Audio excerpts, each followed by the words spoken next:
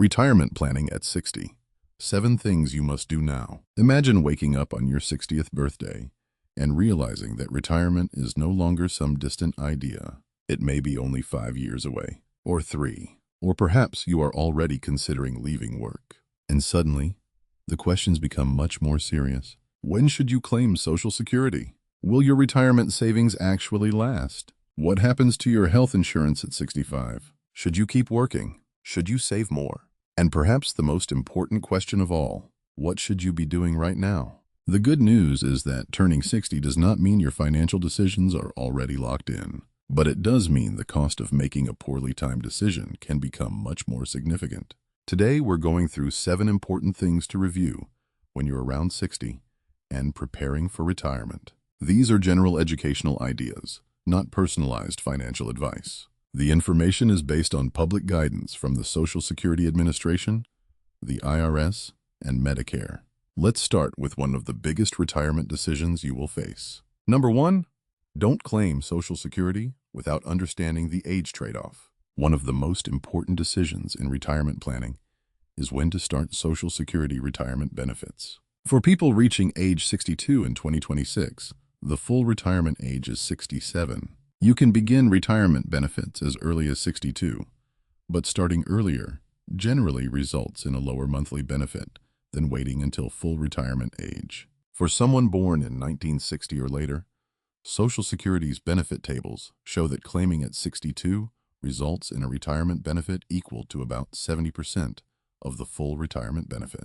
At full retirement age, the benefit reaches 100%. And delaying benefits beyond full retirement age can increase the benefit up to age 70. For people who reach age 62 in 2005 or later, Social Security says the delayed retirement credit is 8% per year. That does not mean waiting until 70 is automatically the right choice. Your health, life expectancy, household income, spouse's benefits, savings, employment plans, and tax situation can all matter. The important point is this. Do not treat age 62 as an automatic retirement date. Instead, compare several scenarios. What happens if you claim at 62? What happens if you wait until 67? And what happens if you wait longer? Social Security provides personalized benefit estimates through your account, which are much more useful than guessing from a generic online calculator. And remember, the decision isn't simply about getting money sooner. It's about comparing the size and timing of future income. That is a very different question. Number 2, know your retirement number, but don't rely on one magic number. You've probably heard statements like, you need $1 million to retire, or you can retire comfortably with $500,000. The problem is that neither number works for everyone. 2 people with the same savings can have completely different retirement situations. Why? Because retirement depends on more than your investment account balance. You need to look at your expected expenses: housing, food, transportation, insurance, healthcare, taxes, travel, debt payments, and unexpected expenses. Then compare those expenses with the income sources you expect to have. That might include Social Security, a pension, retirement accounts, other investments, part-time work, rental income, or other sources. A much better question than, how much money do I need, is this. How much reliable income will I have, and how does that compare with what I expect to spend? Imagine 2 households. Household AA has $700,000 saved, but expects to spend $70,000 a year in retirement. Household B has $450,000 saved and expects to spend $40,000 a year. We cannot determine from those numbers alone which household is better prepared. Why? Because we are missing important information. Social Security benefits, pensions, taxes, healthcare costs, debt, housing, investment allocations, and the timing of withdrawals. So when you're 60, stop looking for a single magic retirement number. Start building a retirement income picture. Number 3, take advantage of the retirement saving rules available to you. If you're still working at 60, one of the most useful things to investigate is whether you can increase retirement contributions. The IRS has specific contribution limits for 2026 for 401k, 403b, and many governmental 457 plans.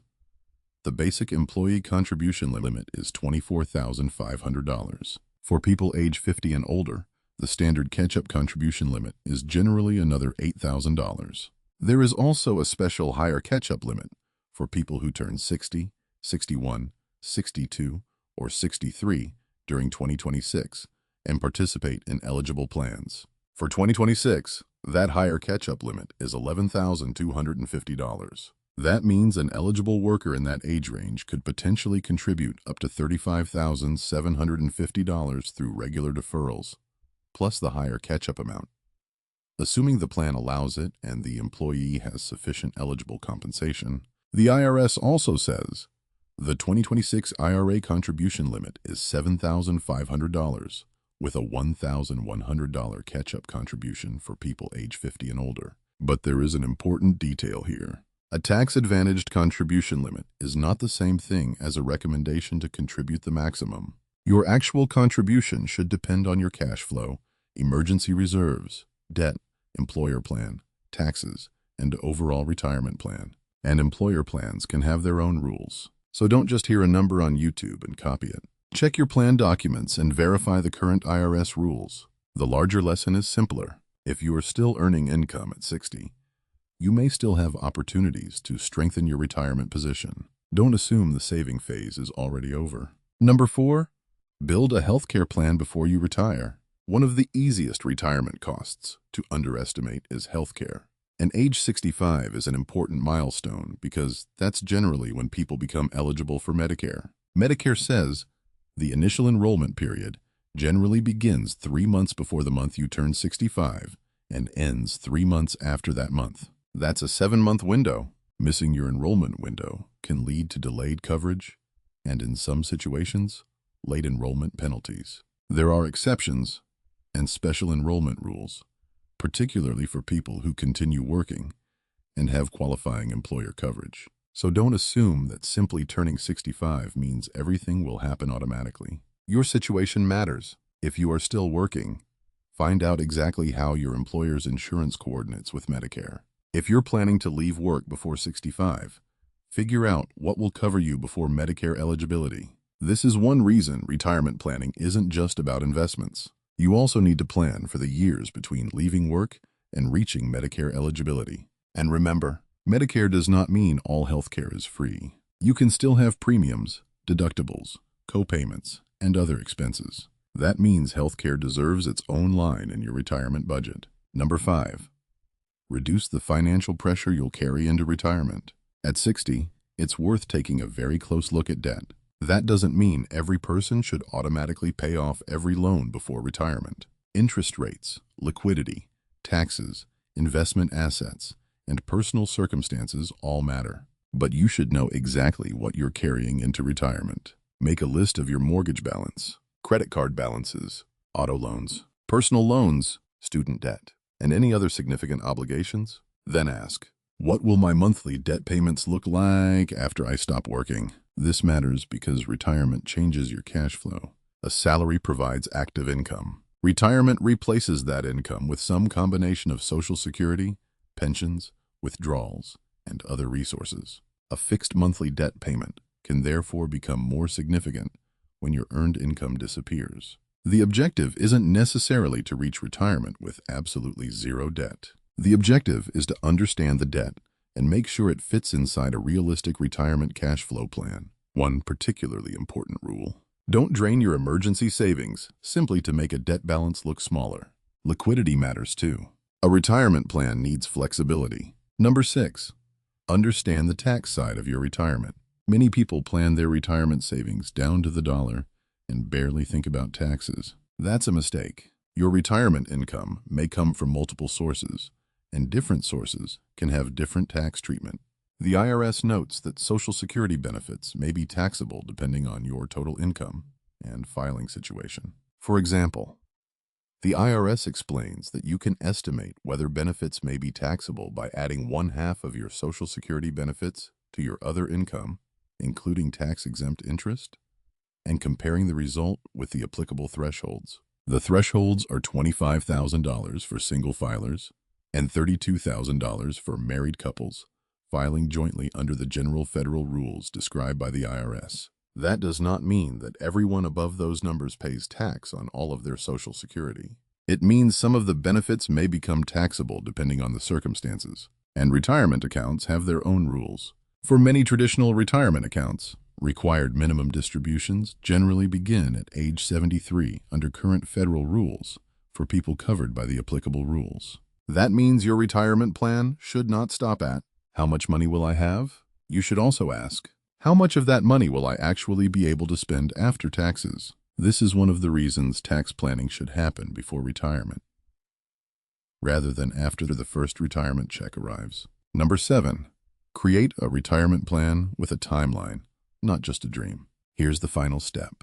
Turn your retirement from an idea into a calendar. At age 60, you don't need a vague statement like, I'll probably retire soon. You need dates. For example, at age 60, review savings, expenses, insurance, debt, and Social Security estimates. At age 61, update the retirement budget and compare different retirement dates. At age 62, evaluate the Social Security option, but don't assume you have to claim. At age 63 or 64, review Medicare enrollment timing and healthcare coverage. At age 65, complete your Medicare planning and update your income strategy. And if you plan to work longer, continue reviewing the plan every year. The exact ages will vary from person to person. That's the point. Your retirement plan should be based on your actual situation, rather than somebody else's checklist. The bigger lesson: retirement planning at 60 isn't about finding one perfect investment. It isn't about predicting the stock market. And it isn't about discovering a secret formula that guarantees financial security. It's about coordinating several decisions. When to retire, when to claim Social Security, how much you spend, how much you save, how you handle healthcare, how you manage debt, and how taxes affect your income. One decision can affect the others. That's why retirement planning is best viewed as a system. And the good news is that at 60, you still have important decisions you can make. You may still be able to work. You may still be able to save. You may still be able to adjust spending. You may still have choices about when to claim Social Security. And you have time to turn uncertainty into a plan. Final takeaway: retirement planning is not about predicting the future. It's about preparing for more than one possible future. Start with your numbers, your expected expenses, your retirement savings, your Social Security estimate, your healthcare plan, your debt, and your expected income. Then review the plan regularly. If this video helped you think about retirement differently, subscribe for more evidence-based retirement and personal finance education. And in the comments, tell us, what is the biggest retirement question you are trying to answer right now? We'll see you in the next video.